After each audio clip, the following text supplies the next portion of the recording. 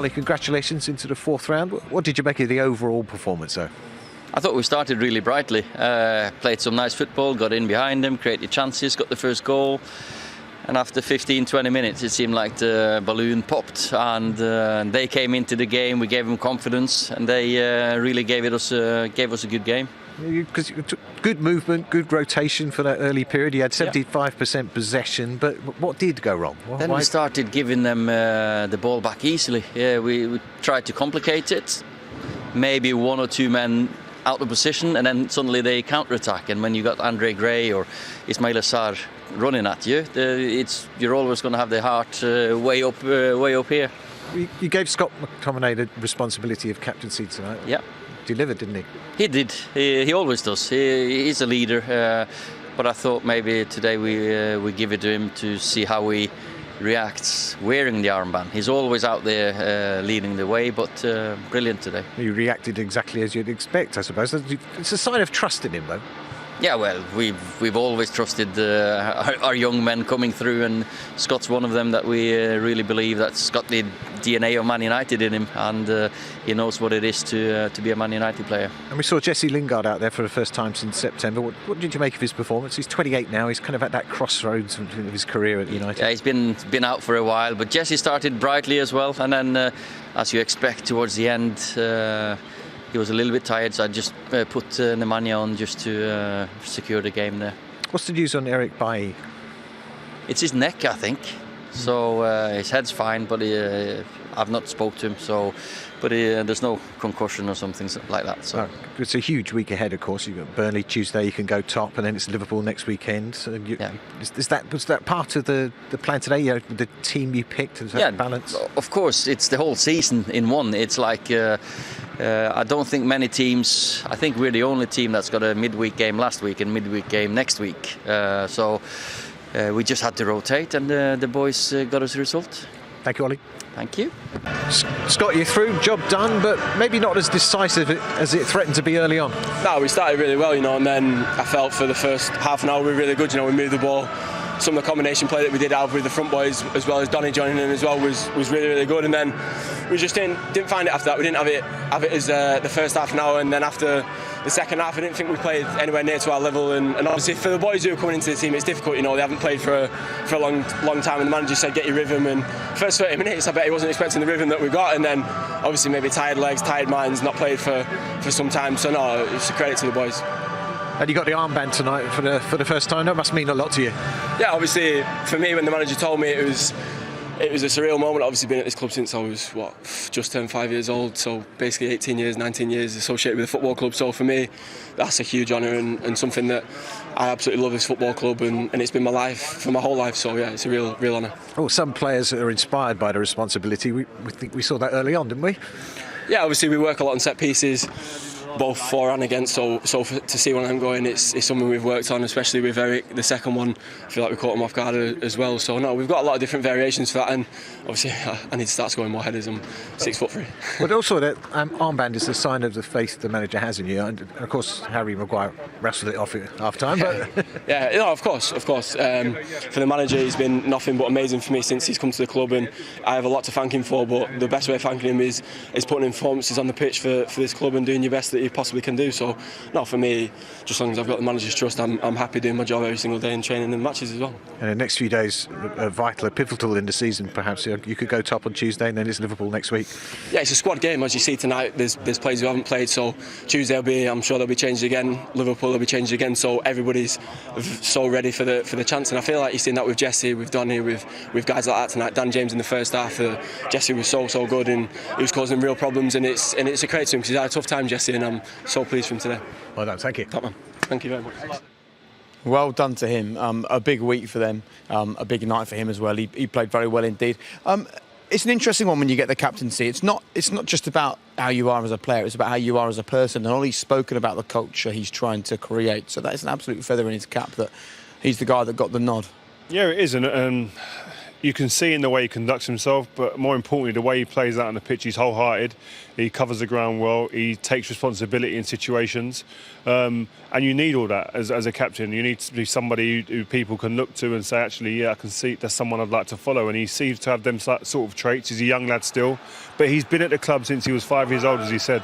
Yeah. So he knows the fabric of the club and what it means to be a main. He also said he has to score more headers. Yeah, he maybe, but he attacks it really well there. And again, it's two movements to get onto the end of this, and it's not. There's a lot of thinking behind that, but also there's a desire to get on the end of things, and he has all of that. And I think, listen, he has the credentials, I think, to be a mainstay in this team and to be a real important member of this team for years and years to come, because of the way he applies himself. It's not just about football ability sometimes. There's more to it than that. Your mental capacity to take things on board, but also the ability to go out there and accept responsibility and be the man that people look to for that inspiration. And he seems to be doing that more and more week in, week. What do you still want to see from him, though? What do you want more of? I mean, we can see some of his moments this evening. Is he impressed? I just think it's a level of consistency. I think as a young player, you're always going to see glimpses of it. But I think it's about continuing this. He's in a good vein of form at the moment.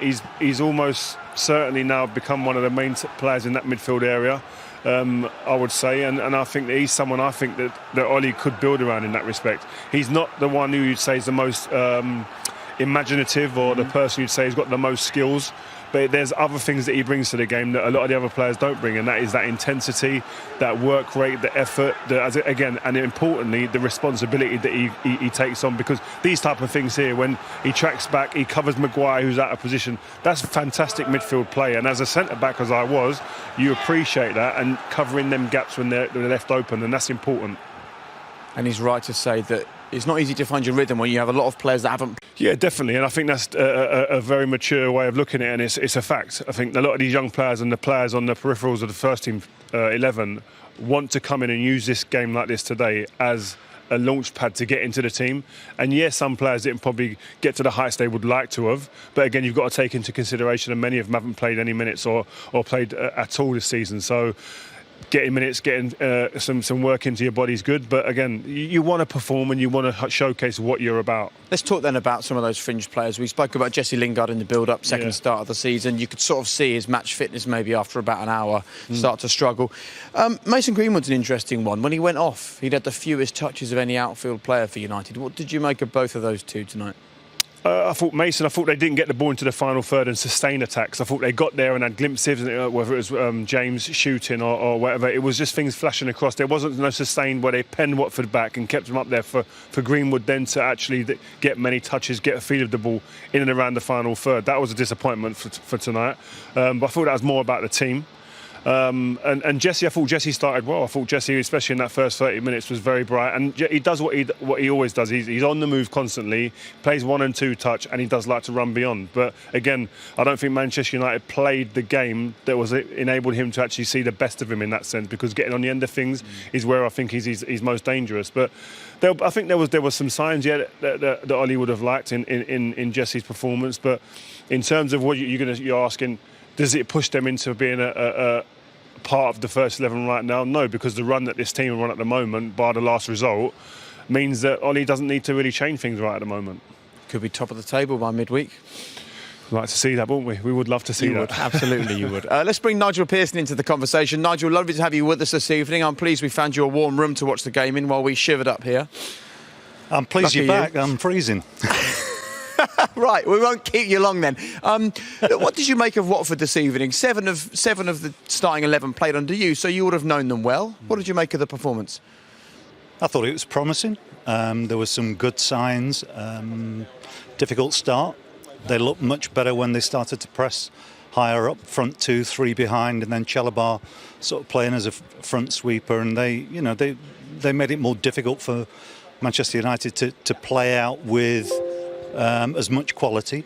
Dangerous from set plays. I think they grew into the game, and it was a bit closer than we probably all thought it was going to be after the first 20 minutes. So, yeah, I think what I've heard about the new coach, Muniz, is very positive.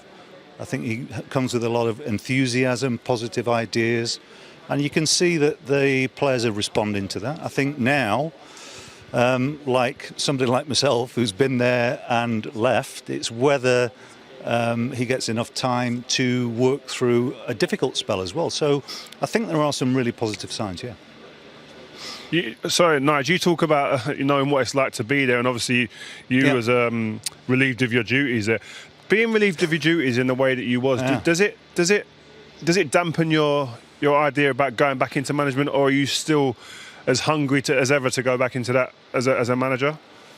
Yeah, I mean, look, you only go into this sort of job knowing the type of climate that you're working under. And I mean, when I went into Watford, I was very aware of how volatile potentially it is for somebody going in there in my position. So it depends very much on your mindset. And I think one of the things you have to do when you leave a place is to reflect on what happened, whether you feel you've done a good job, what you can do better. But it's done the opposite, actually. It's made me really excited to get another opportunity at some point.